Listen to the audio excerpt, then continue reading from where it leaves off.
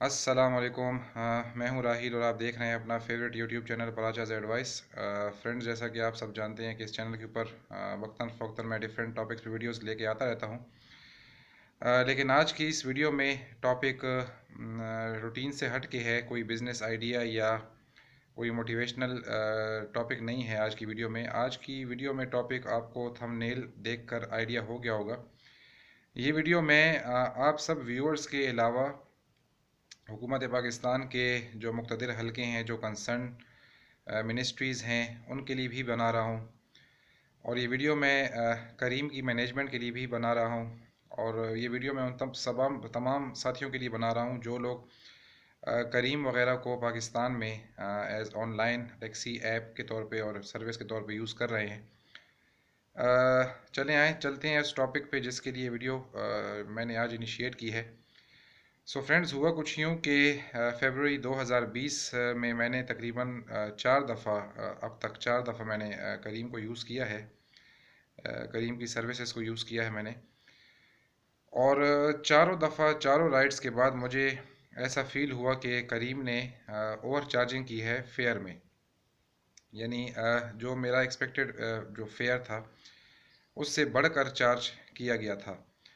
और 4 में से 3 बार ऐसा था कि करीम की ऐप में पिक ऑफ और ड्रॉप ऑफ लोकेशंस भी डली हुई थी। एक दफ़ा ऐसा था कि उसमें ड्रॉप ऑफ लोकेशन नहीं थी और कैप्टन को ख़ुद गाइड किया गया था उसमें।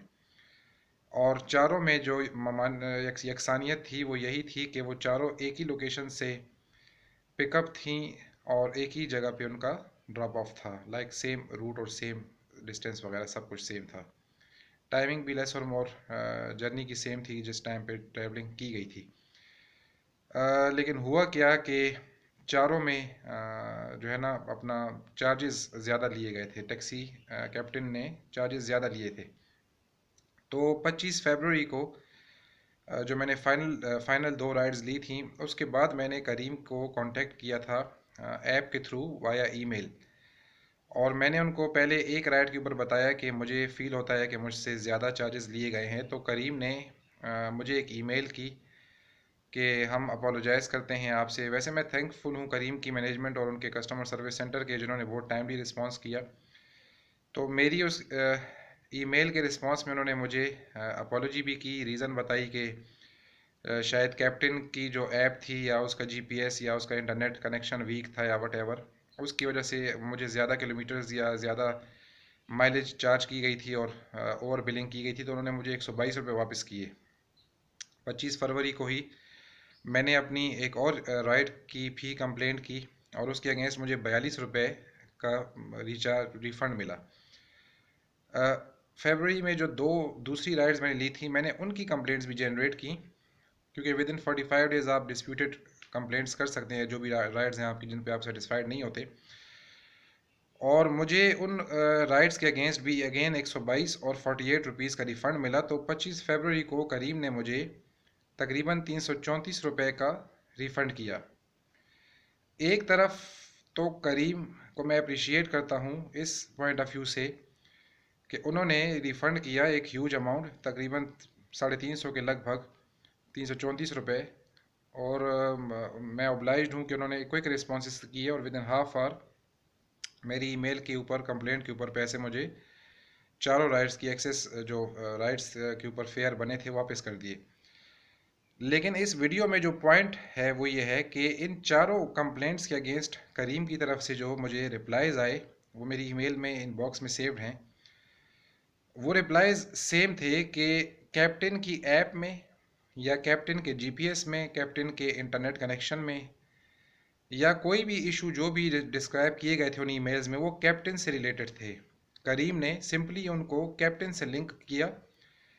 अब मेरा सवाल इस वीडियो में ये है, जो भी करीम की एडमिनिस्ट्रेशन मैनेजमेंट इस वीडियो को देखेगी, कि अगर तो मैं कंप्लेंट ना करता तो इसका मतलब ये है कि फरवरी 2020 के महीने में सिर्फ मुझे 334 रुपये एक्स्ट्रा चार्ज हो चुके थे। अगर मैं कंप्लेंट नहीं करता तो मुझे ये 334 रुपये का रिफ़ंड नहीं मिलना था।